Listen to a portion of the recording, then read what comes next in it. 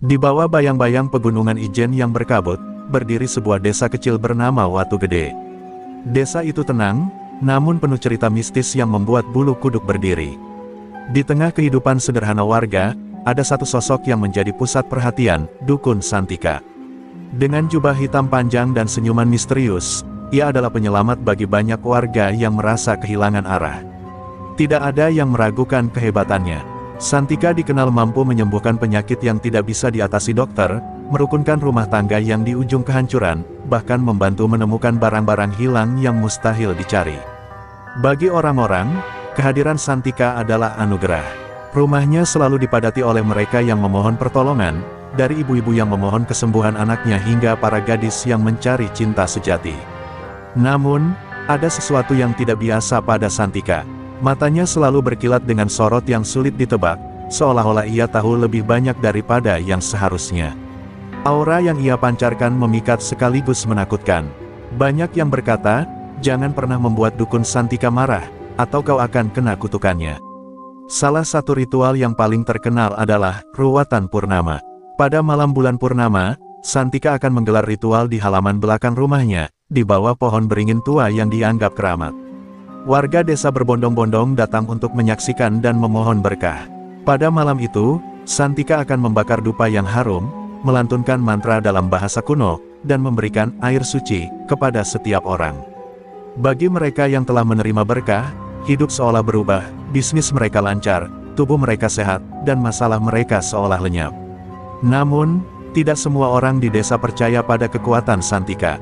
Pak Maman, seorang petani tua, sering berbisik kepada tetangganya, orang itu aneh. Tidak ada yang tahu dari mana asalnya.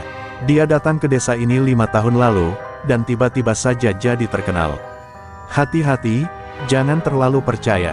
Sayangnya, suara kecil seperti Pak Maman tenggelam di tengah euforia warga yang mengagumi Santika. Suatu hari, seorang perempuan muda bernama Sari mendatangi rumah Santika. Wajahnya pucat, tubuhnya kurus, dan matanya tampak kosong.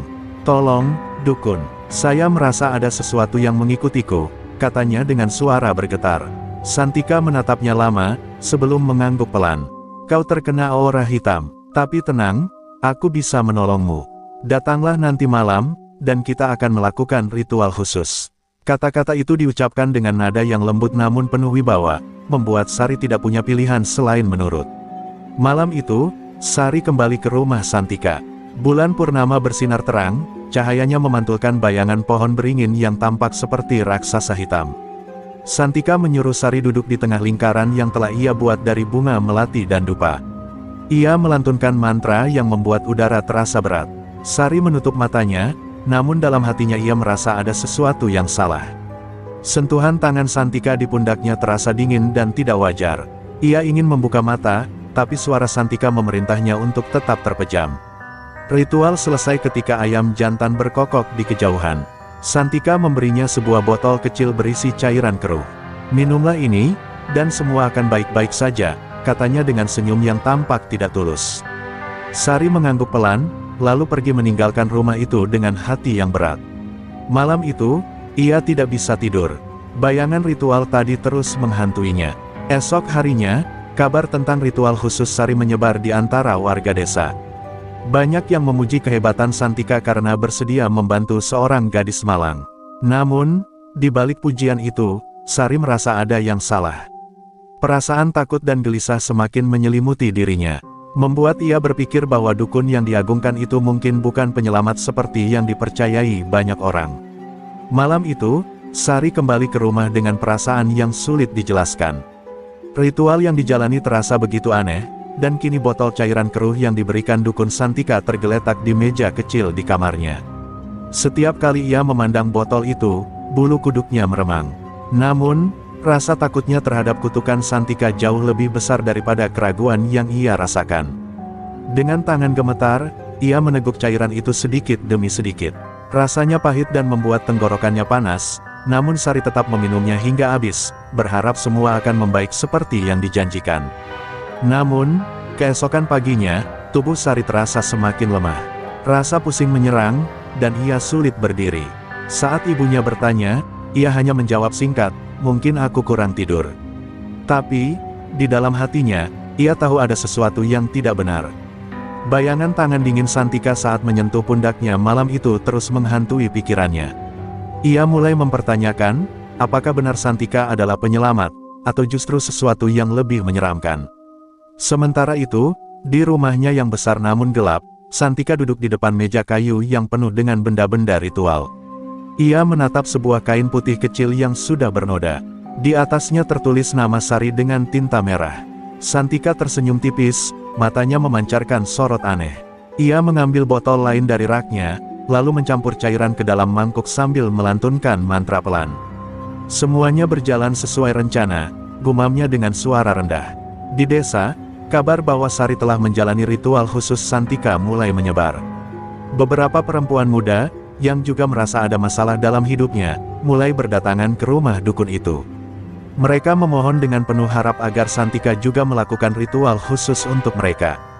Di antara mereka ada Wulan, teman dekat Sari. Namun, tidak seperti yang lain, Wulan memiliki rasa curiga yang mendalam. Ia tahu Sari tidak akan begitu mudah meminta pertolongan, apalagi kepada seorang dukun. Wulan memutuskan untuk menemui Sari dan mencari tahu apa yang sebenarnya terjadi. Ketika bertemu, ia melihat Sari tampak lebih kurus dan pucat dibanding sebelumnya. "Apa yang sebenarnya terjadi, Sari?" tanya Wulan dengan nada penuh kekhawatiran. Awalnya, Sari hanya diam, namun setelah Wulan mendesaknya, air mata Sari pun tumpah. Dengan suara bergetar, ia menceritakan apa yang dialaminya selama ritual dan perasaan tidak nyaman yang terus menghantui. "Aku merasa, ada yang aneh dengan dukun Santika," bisik Sari sambil memeluk lututnya. Wulan merasakan ketakutan yang sama mulai merayapi dirinya. "Apa yang aneh?" tanyanya. Namun, sebelum Sari sempat menjawab, ibunya memanggil dari luar. Percakapan terputus, tapi Wulan berjanji pada dirinya sendiri untuk mencari tahu lebih lanjut. Ia tahu, ada sesuatu yang lebih besar yang disembunyikan di balik ritual-ritual Santika. Di hari-hari berikutnya, Sari semakin terpuruk. Ia merasa penglihatannya sering kabur, tubuhnya terasa dingin, dan mimpi-mimpi buruk menghantuinya setiap malam. Dalam mimpinya, ia sering melihat Santika berdiri di bawah pohon beringin, menatapnya dengan senyum jahat. Setiap kali ia mencoba mendekati pohon itu, tanah di bawahnya berubah menjadi lumpur yang menarik tubuhnya perlahan. Ia selalu terbangun dengan nafas tersengal dan peluh dingin membasahi tubuhnya. Wulan, yang semakin curiga, mulai bertanya kepada beberapa perempuan lain yang pernah menjalani ritual dengan Santika. Beberapa dari mereka mengaku merasa lebih baik setelah ritual, tetapi beberapa yang lain, seperti Sari, justru merasa tubuh mereka semakin lemah. "Tapi apa yang bisa kita lakukan? Dia seorang dukun, dia punya kekuatan," ujar salah satu perempuan. Namun, Wulan tidak terima. Ia merasa harus melakukan sesuatu sebelum lebih banyak perempuan menjadi korban. Sejak ritual itu, hari-hari Sari dipenuhi kegelisahan yang tak kunjung reda. Setiap malam, ia dikejar mimpi-mimpi yang kian nyata, bayangan dukun Santika, suara tawa yang menggema di antara pepohonan beringin, dan sosok-sosok hitam yang tak berbentuk. Ketika terbangun, ia merasa seolah-olah bayangan itu masih ada, mengintai dari sudut-sudut gelap kamarnya. Ia tidak lagi merasa aman, bahkan di rumahnya sendiri. Ibunya, yang mulai khawatir, mencoba menanyai Sari, tetapi gadis itu hanya menjawab singkat, "Aku baik-baik saja." Namun, kegelapan itu tak dapat disembunyikan dari Wulan. Suatu sore, Wulan kembali mengunjungi Sari di rumahnya. Ia mendapati temannya itu duduk di sudut ruangan dengan tatapan kosong, seolah sedang memikirkan sesuatu yang tidak bisa dijelaskan. "Sari, aku tidak bisa diam saja. Apa yang sebenarnya terjadi padamu?" Wulan mendesak, suaranya terdengar serius. Akhirnya, Sari membuka mulut. Dengan suara bergetar, ia menceritakan mimpi-mimpi buruknya, rasa dingin yang selalu menghantui, dan perasaan seperti ada sesuatu yang mengikatnya sejak ritual itu. "Aku merasa seperti kehilangan diriku sendiri, Wulan. Setiap malam aku mendengar suara Santika di kepalaku, memerintahku untuk melakukan hal-hal aneh." Tangannya menggenggam erat kain di pangkuannya, mencoba meredam gemetar yang tak terkendali. Wulan merasa dadanya sesak mendengar cerita itu. "Sari, kita harus mencari tahu apa yang sebenarnya dia lakukan padamu." "Aku tidak bisa tinggal diam," ujarnya tegas. Namun, Sari hanya menggeleng lemah. "Tidak, Wulan, jangan, dia akan tahu. Dia akan marah.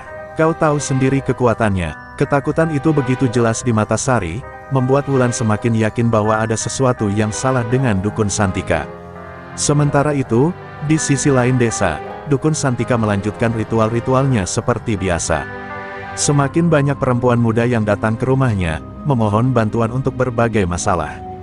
Santika menyambut mereka dengan senyuman hangat, namun matanya selalu memancarkan sesuatu yang dingin.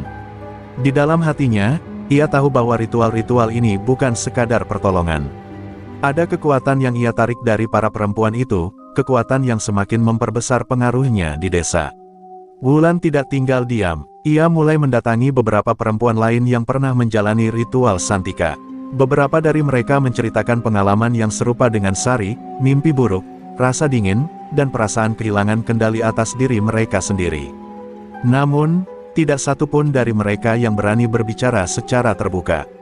Kalau kita melawannya, kita bisa dikutuk, ujar salah satu perempuan dengan nada takut. Kegelisahan Sari semakin memburuk. Suatu malam, ia bermimpi melihat dirinya berada di tengah hutan, di bawah pohon beringin keramat. Tubuhnya terikat dengan tali merah, sementara Dukun Santika berdiri di depannya, melantunkan mantra dengan suara yang menggema. Saat ia mencoba berteriak, suara itu tidak keluar. Ia hanya bisa menangis, sementara Santika tertawa pelan. Ketika ia terbangun, keringat membasahi tubuhnya, dan rasa dingin menusuk hingga ke tulang. Di pagi harinya, Sari memutuskan untuk menemui Wulan. Dengan suara lirih, ia berkata, "Aku tidak tahu apakah ini benar, Wulan. Tapi aku merasa, dia melakukan sesuatu padaku. Sesuatu yang tidak bisa aku lawan." Wulan menggenggam tangan Sari erat, menatap matanya dengan penuh tekad. "Kalau begitu, kita harus melawannya bersama. Aku tidak akan membiarkanmu sendirian." Langit sore di desa Watu Gede tampak muram, seolah-olah mencerminkan suasana hati Sari dan Wulan. Setelah percakapan terakhir mereka, Wulan merasa harus bertindak cepat. Ia mulai mendatangi perempuan-perempuan yang pernah menjalani ritual dengan Dukun Santika. Di sebuah rumah kecil di pinggir desa, ia bertemu dengan Lila, seorang perempuan muda yang dulu dikenal ceria, tetapi kini tampak kusut dan pendiam. Lila awalnya menolak bicara. "Aku sudah baik-baik saja sekarang," ujarnya singkat. Namun, setelah Wulan terus mendesaknya, air mata Lila mulai mengalir. "Dia bilang aku terkena kutukan karena dosa-dosa masa lalu. Dia menyuruhku melakukan ritual malam itu, dan sejak itu, aku merasa hidupku berubah. Aku terus bermimpi buruk. Aku merasa ada sesuatu yang mengikutiku, sesuatu yang gelap." Wulan mendengarkan dengan hati-hati, menyadari bahwa cerita Lila hampir sama dengan yang dialami Sari. Kesaksian serupa juga ia temukan di rumah Fatimah, seorang janda yang datang kepada Santika untuk meminta keberkahan bagi anak-anaknya. "Awalnya, aku merasa lebih baik," cerita Fatimah sambil mengelus-elus anak kecil di pangkuannya. "Tapi setelah itu, aku merasa seperti ada yang salah. Aku sering melihat bayangan di sudut rumahku, dan anak-anakku mulai sakit-sakitan. Aku pikir ini hukuman karena aku tidak cukup bersyukur." Semakin banyak perempuan yang Wulan temui, semakin jelas pola yang ia temukan. Ritual yang dilakukan Santika bukan hanya meninggalkan dampak fisik, tetapi juga membuat para perempuan itu merasa terisolasi dan takut. Tidak ada yang berani bicara secara terbuka karena khawatir akan kutukan. "Dia tahu segalanya, dia bisa tahu apa yang kita pikirkan," bisik seorang perempuan dengan ketakutan di matanya.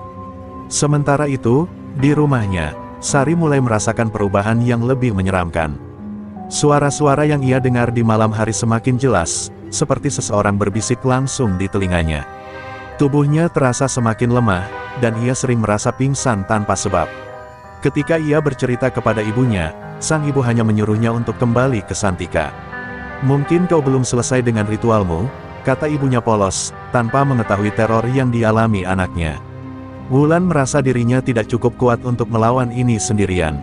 Ia mengumpulkan keberanian dan mendatangi Pak Maman, satu-satunya orang di desa yang terang-terangan tidak percaya pada Santika.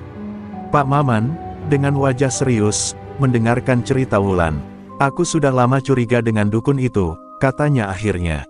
"Aku pernah melihatnya membawa sesuatu ke hutan tengah malam. Tapi, tidak ada yang percaya padaku.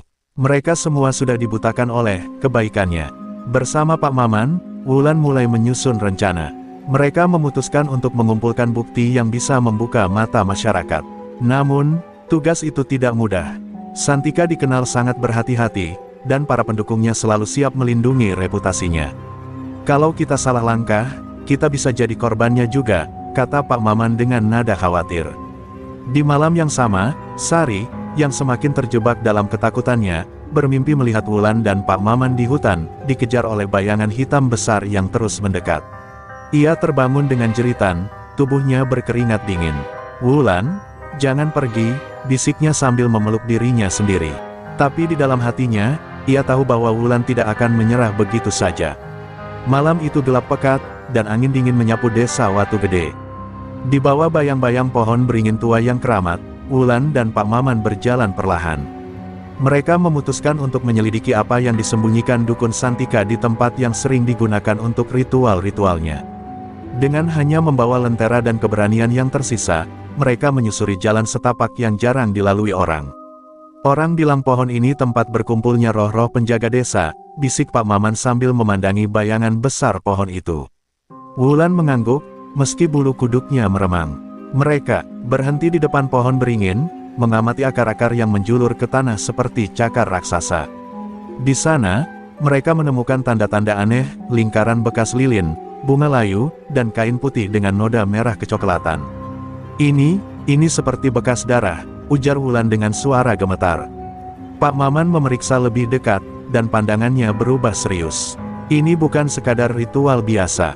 Dia mungkin melakukan sesuatu yang lebih gelap di sini," katanya. Di bawah salah satu akar besar, mereka menemukan sebuah lubang kecil yang ditutup dengan papan kayu. Pak Maman membukanya perlahan, dan di dalamnya terdapat botol-botol berisi cairan keruh, potongan kain dengan nama-nama tertulis, dan benda-benda kecil seperti rambut dan kuku manusia. Wulan tertegun. "Apa ini? Semacam santet?" tanyanya dengan suara bergetar. Pak Maman mengangguk. Dia tidak hanya mengikat jiwa orang-orang ini, tapi mungkin juga mengambil kekuatan hidup mereka untuk sesuatu yang lebih besar. Suasana semakin mencekam, dan suara angin yang mengalir melalui celah-celah akar terdengar seperti bisikan yang menyeramkan. Di saat yang sama, di rumahnya, Sari kembali dikejar mimpi buruk. Kali ini, ia melihat dukun Santika berdiri di depan pohon beringin dengan sesuatu di tangannya, sebuah boneka kecil yang menyerupai dirinya. Santika tertawa pelan, dan setiap kali ia menusuk boneka itu dengan jarum, Sari merasakan sakit yang luar biasa di tubuhnya. Ia terbangun dengan teriakan, dan ibunya segera masuk ke kamar. "Sari, apa yang terjadi?" Namun, Sari hanya bisa menangis, terlalu takut untuk menjelaskan apa yang ia alami. Wulan dan Pak Maman memutuskan untuk membawa beberapa benda dari bawah pohon itu sebagai bukti. Mereka menyembunyikannya di rumah Pak Maman, jauh dari pandangan siapapun. Namun, mereka tahu langkah ini tidak cukup. "Kita harus bicara dengan seseorang yang mengerti hal-hal seperti ini," ujar Pak Maman. "Mungkin kita bisa mencari bantuan dari desa sebelah." Keesokan harinya, desas-desus mulai menyebar. Beberapa warga desa melihat Wulan dan Pak Maman di dekat pohon beringin malam sebelumnya. Santika, yang biasanya tenang, tampak gelisah. Ia memanggil beberapa pengikut setianya dan memberikan perintah dengan nada rendah namun tegas. "Jaga pohon itu. Jangan biarkan siapapun mendekatinya," katanya. Namun, malam itu, Wulan kembali ke rumah Sari. Ia menceritakan apa yang ia temukan di bawah pohon beringin. Mata Sari membelalak, dan ia menangis sambil memegang tangan Wulan. "Dia mengikatku, Wulan. Aku tahu itu sekarang. Aku merasa, aku seperti tidak memiliki kendali atas diriku lagi." Wulan memeluk temannya erat, berjanji bahwa ia tidak akan berhenti sampai mereka menemukan cara untuk menghentikan Santika. Malam itu, Santika duduk di ruangannya yang dipenuhi aroma dupa dan cahaya temaram lilin. Wajahnya yang biasanya tenang kini menegang, matanya tajam menatap sebuah mangkuk berisi cairan merah pekat di depannya. Di sampingnya, ada boneka kecil yang menyerupai Sari, dengan beberapa jarum menancap di bagian tubuhnya. Ia melantunkan mantra dengan nada rendah, suaranya terdengar seperti bisikan yang bercampur dengan suara angin yang menderu di luar. Santika tahu sesuatu telah berubah. Ia merasakan ada yang mengusik pekerjaannya, sesuatu yang bisa membahayakan kekuatannya. "Pak Maman dan gadis itu, mereka telah melangkah terlalu jauh," gumamnya dengan suara dingin. Ia memanggil dua pengikut setianya, Surya dan Karta, untuk menjalankan tugas khusus. "Pastikan mereka tidak bisa melanjutkan apa yang mereka mulai," perintahnya tegas. Di rumahnya, Wulan merasakan sesuatu yang aneh. Ia merasa terus diawasi, meski tidak ada siapapun di sekitarnya. Di malam hari, suara ketukan di jendela kamarnya membuatnya terjaga. Namun, ketika ia membuka jendela, hanya ada angin dingin yang masuk, membawa suara samar yang terdengar seperti tawa. Wulan menutup jendela dengan cepat, mencoba menenangkan dirinya sendiri. Keesokan paginya, Pak Maman menemukan sesuatu yang mengejutkan di depan rumahnya. Seekor ayam hitam mati dengan darah yang masih segar, tergeletak di atas selembar kain putih yang penuh dengan tulisan-tulisan aneh. Ia tahu ini adalah peringatan dari Santika. Dia tahu kita sudah menemukan rahasianya, katanya pada Wulan, yang wajahnya berubah pucat. Sementara itu, Sari semakin terpuruk. Tubuhnya melemah drastis, dan ia mulai kehilangan kesadaran di siang hari. Dalam kondisi setengah sadar, ia melihat bayangan Santika berdiri di sudut kamarnya, menatapnya dengan senyum dingin. "Kau milikku, Sari," suara itu bergema di kepalanya, membuatnya menjerit hingga ibunya berlari masuk.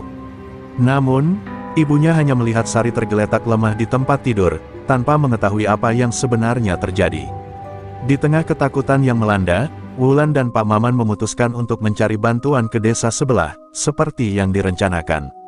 Mereka menemui seorang dukun tua bernama Kirasna, yang dikenal sebagai orang bijak dan penjaga ilmu putih.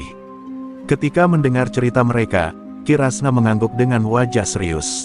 Dukun itu tidak hanya mengambil jiwa para korban, tapi juga menguatkan dirinya dengan energi gelap dari penderitaan mereka, jelas Kirasna.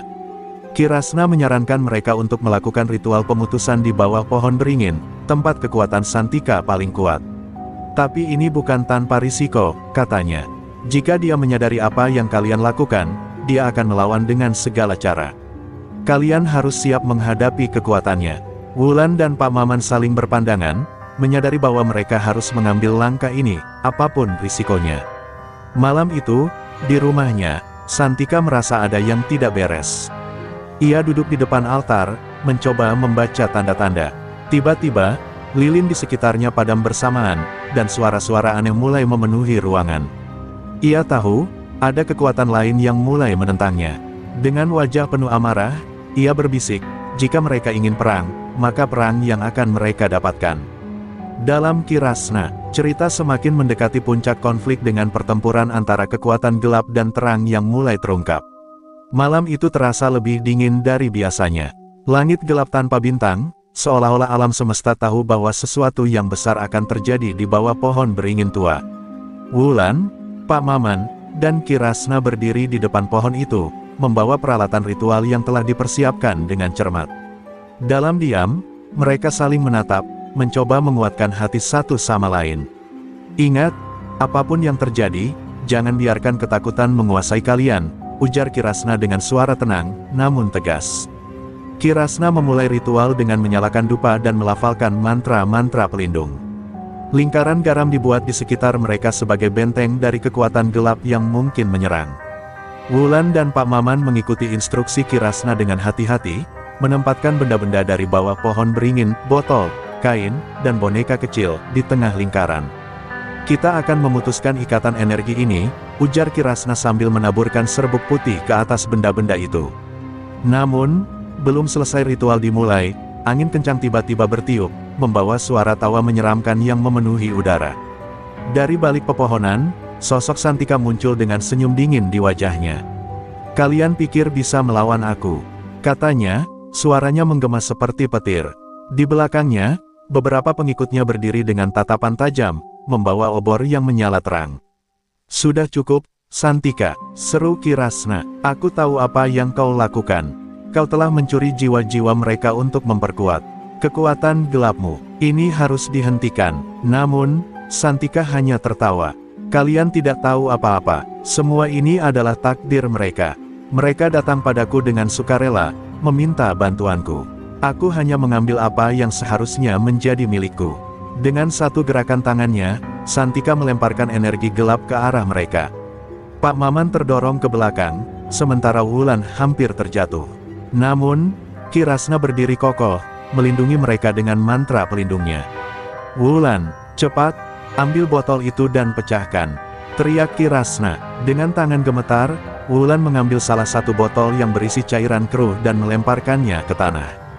Botol itu pecah, dan suara jeritan terdengar dari dalamnya, membuat Santika tersentak mundur. Santika marah besar. Ia melantunkan mantra dengan cepat, dan bayangan hitam besar muncul dari tanah, mengelilingi mereka. Bayangan itu mencoba menerobos lingkaran garam, tetapi setiap kali menyentuhnya, ia menghilang dalam asap putih. Wulan, yang hampir kehilangan keberanian, melihat Sari di benaknya, temannya yang lemah, yang kehidupannya tergantung pada keberanian mereka malam ini. Dengan tekad yang baru, ia mengambil botol-botol lainnya dan memecahkannya satu persatu. Setiap botol yang pecah membuat Santika semakin lemah. Ia mulai terhuyung, kekuatannya terkuras dengan cepat. "Tidak, kalian tidak bisa melakukan ini," teriaknya, suaranya penuh amarah. Namun, Kirasna melanjutkan mantranya dengan suara semakin lantang. Lingkaran garam bersinar terang, mengusir semua bayangan gelap yang tersisa. Akhirnya, dengan satu mantra terakhir, Kirasna menancapkan keris kecil ke tanah di depan pohon beringin, memutuskan semua energi gelap yang terikat di sana. Santika jatuh ke tanah, tubuhnya lemah dan tak berdaya. Para pengikutnya yang tadinya penuh keberanian mulai mundur, ketakutan melihat pemimpin mereka kalah. Pohon beringin itu, yang sebelumnya terasa suram dan menyeramkan, kini tampak seperti pohon biasa, kehilangan aura gelapnya. Wulan jatuh berlutut, napasnya tersengal, tetapi ia tahu bahwa perjuangan mereka tidak sia-sia. Pagi hari setelah pertempuran di bawah pohon beringin, desa Watu Gede terasa berbeda. Udara pagi yang segar terasa lebih ringan, seolah-olah beban yang selama ini menghantui desa telah lenyap. Namun, ketenangan itu segera diguncang oleh kabar yang menyebar cepat. Santika ditemukan tak sadarkan diri di rumahnya, tubuhnya lemah dan penuh luka yang tidak terlihat penyebabnya. Beberapa pengikutnya berusaha merawatnya, tetapi tidak ada yang berani menyebutkan apa yang terjadi malam sebelumnya. Di rumahnya, Wulan duduk bersama Sari, yang kini tampak sedikit lebih baik. Setelah botol-botol di bawah pohon beringin dihancurkan, Sari merasa seperti beban besar di tubuhnya terangkat. "Aku merasa bisa bernapas lagi," ucap Sari sambil memegang tangan Wulan. Namun, meski tubuhnya mulai pulih, bekas trauma yang dialaminya masih membekas di hatinya. Wulan tahu bahwa perjalanan temannya untuk benar-benar sembuh masih panjang. Pak Maman dan Kirasna, meski lelah, mulai mendatangi warga desa untuk menjelaskan apa yang sebenarnya terjadi. Mereka membawa benda-benda yang ditemukan di bawah pohon beringin sebagai bukti. Ini bukan hanya tentang kesalahan satu orang, tetapi tentang bagaimana ketakutan dan kepercayaan buta bisa merusak kita semua, ujar Pak Maman kepada warga. Banyak yang mendengarkan dengan hati penuh penyesalan, menyadari bahwa mereka telah memberi Santika kekuatan yang terlalu besar. Namun, tidak semua orang menerima kenyataan itu dengan mudah. Beberapa pengikut Santika masih membela pemimpin mereka, mengatakan bahwa semua itu adalah fitnah untuk menjatuhkannya. "Dukun Santika membantu kita selama ini. Bagaimana mungkin dia melakukan hal-hal seperti itu?" protes salah seorang warga. Kirasna, dengan tenang, menjawab, "Bantuannya tidak murni. Ada harga yang harus kalian bayar, dan harga itu adalah jiwa kalian sendiri." Santika, yang kini terbaring lemah di tempat tidurnya, mulai berbicara dalam gumaman yang tidak dimengerti siapapun. Para pengikutnya yang masih setia mencoba mendekat, tetapi segera mundur saat mendengar suara aneh keluar dari mulutnya, seperti bisikan dari makhluk yang bukan manusia. Di kejauhan, mereka mendengar suara tangisan dan tawa yang bergema, membuat mereka semakin takut untuk tinggal di rumah itu. Wulan dan Sari akhirnya memberanikan diri mendatangi rumah Santika, ditemani oleh Pak Maman dan Kirasna. Ketika mereka masuk, mereka menemukan Santika sendirian, menatap kosong ke langit-langit. "Aku kehilangan semuanya," gumamnya dengan suara lemah. "Kekuatan itu, aku tidak bisa mengendalikannya. Aku hanya ingin dihormati, hanya ingin dianggap penting." Wulan terdiam, merasa kasihan tetapi juga marah pada pria yang telah menghancurkan banyak hidup. Kirasna menatap Santika dengan penuh belas kasihan. "Kau telah tersesat terlalu jauh dalam gelap, Santika. Tapi masih ada waktu bagimu untuk menebus dosa-dosamu. Lepaskan semua itu, dan kembalilah menjadi manusia biasa." Santika terdiam lama, lalu perlahan menangis, suara tangisannya penuh penyesalan. Meski demikian, Kirasna tahu bahwa jalan pengampunan bukanlah hal yang mudah bagi seseorang yang telah menggunakan kekuatan gelap untuk waktu yang lama. Di penghujung hari, Pohon beringin tua itu ditebang oleh warga desa, simbol bahwa mereka tidak lagi ingin hidup di bawah bayang-bayang ketakutan. Santika dibawa ke desa lain untuk dipulihkan, jauh dari Watu Gede. Wulan dan Sari kembali menjalani kehidupan mereka, meski luka-luka yang ada di hati mereka tidak akan hilang begitu saja. Namun, satu hal yang pasti, kegelapan yang pernah melingkupi desa itu telah sirna, dan cahaya mulai kembali bersinar di Watu Gede. Beberapa minggu setelah kejadian di pohon beringin, suasana di desa Watu Gede mulai kembali normal, tetapi tidak ada yang benar-benar sama. Desa itu seperti baru bangun dari mimpi buruk panjang. Namun, meski kegelapan Santika telah sirna, jejak yang ditinggalkannya masih terasa dalam hati dan pikiran warga. Mereka mulai saling bertanya, siapa sebenarnya yang mereka percayai selama ini. Wulan berusaha menjalani hidup seperti biasa, tetapi ia tahu ada yang berubah dalam dirinya. Malam-malamnya kini dipenuhi mimpi buruk, bayangan Santika, suara jeritan dari botol-botol yang pecah, dan pohon beringin yang berdiri seperti monster di bawah bulan purnama. Ia sering terbangun dengan keringat dingin, tetapi mencoba menutupi ketakutannya di depan orang lain. Aku tidak ingin mereka tahu aku masih merasa takut, pikirnya, meski di dalam hatinya ia ingin berbagi beban itu. Di sisi lain, Sari juga berjuang untuk pulih. Tubuhnya memang semakin membaik, tetapi luka batinnya jauh lebih dalam. Ia sering merasa hampa, seperti ada bagian dari dirinya yang hilang selamanya. Ia menghabiskan waktu berjam-jam menatap langit dari jendela kamarnya, mencoba mencari arti dari semua yang telah terjadi. Apakah aku benar-benar bisa melupakan semuanya? Tanyanya pada Wulan suatu sore. Wulan hanya bisa menggenggam tangannya erat, tanpa kata-kata.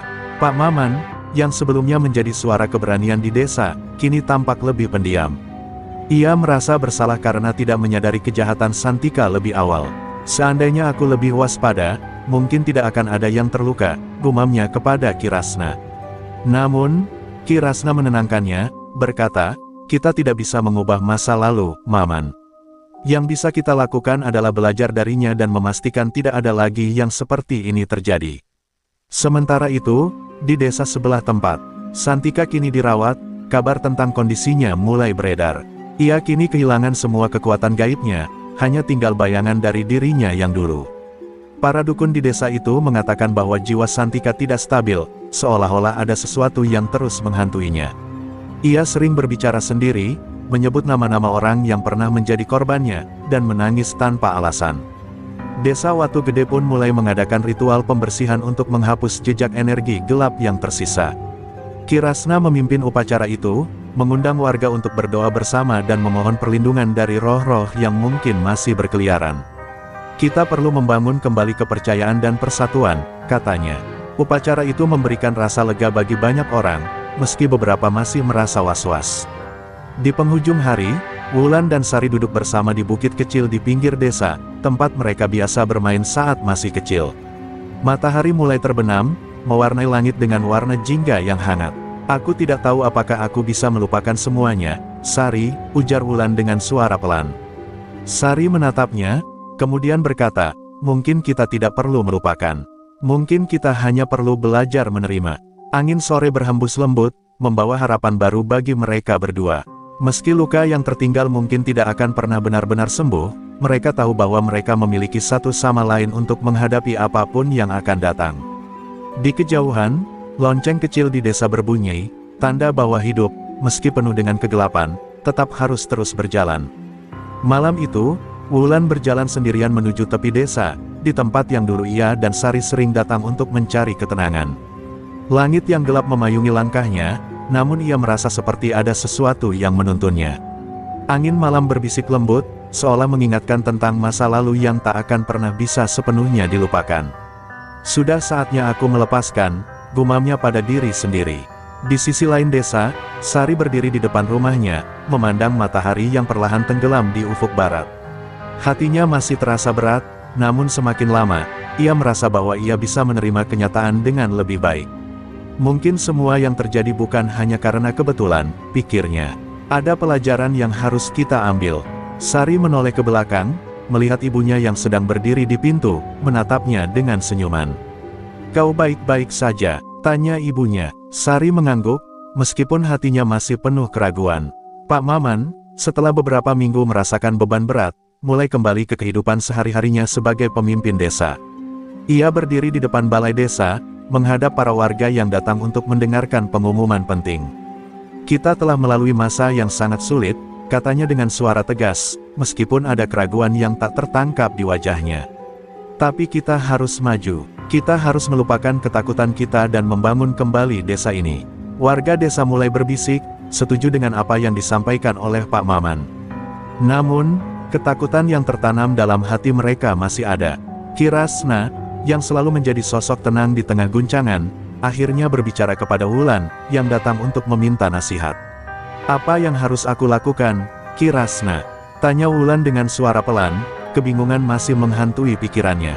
Ki Rasna tersenyum bijak, "Terkadang, untuk menemukan kedamaian, kita harus menerima bahwa luka itu akan selalu ada. Itu bukan tanda kelemahan, tetapi tanda bahwa kita telah melewatinya." Wulan menunduk, merenungkan kata-kata itu. Mungkin, yang terbaik adalah membiarkan waktu menyembuhkan luka-luka itu. Sementara itu, Santika yang kini terbaring di desa sebelah, merasa hidupnya semakin kosong. Setiap hari ia dihantui oleh mimpi buruk tentang apa yang telah ia lakukan, dan kini ia tahu bahwa tidak ada yang bisa mengembalikan masa-masa itu. Ia menangis setiap malam, meminta maaf pada mereka yang telah ia sakiti. "Apa yang harus aku lakukan untuk menebus semuanya?" pikirnya dengan putus asa, tetapi jawaban itu selalu menghindarinya. Di dalam keheningan malam, ia merasa seolah tak ada lagi tempat untuknya di dunia ini. Di Watu Gede, warga desa akhirnya memutuskan untuk mengadakan perayaan kecil untuk merayakan kemenangan mereka atas ketakutan dan kejahatan yang pernah merundung desa. Wulan dan Sari berdiri berdampingan, menyaksikan kebersamaan yang tercipta kembali. Meskipun masih ada keraguan di hati mereka, mereka tahu bahwa ini adalah langkah pertama menuju penyembuhan. "Kita masih punya satu sama lain," kata Sari dengan penuh keyakinan. Wulan tersenyum, merasakan kedamaian yang mulai menyusup ke dalam hatinya. Malam itu, Wulan kembali duduk di bukit kecil itu, tempat yang selalu menjadi pelipur lara bagi dirinya. Ia melihat langit yang penuh dengan bintang, mengingatkan pada malam-malam ketika ia masih kecil dan merasa aman. Mungkin hidup ini tidak bisa selalu sempurna, pikirnya. Tetapi, kita selalu punya kesempatan untuk memulai lagi. Ia menarik napas dalam-dalam, merasa ketenangan yang perlahan mengisi dirinya. Pada akhirnya, meskipun luka-luka yang ditinggalkan oleh Santika akan selalu ada, Wulan dan Sari tahu bahwa mereka telah melewati ujian yang besar. Mereka belajar bahwa terkadang, meskipun jalan yang kita pilih penuh dengan kegelapan dan penderitaan, ada cahaya yang akan menuntun kita ke arah yang lebih baik. Dan meskipun perjalanan itu sulit, mereka akhirnya tahu bahwa bersama-sama, mereka bisa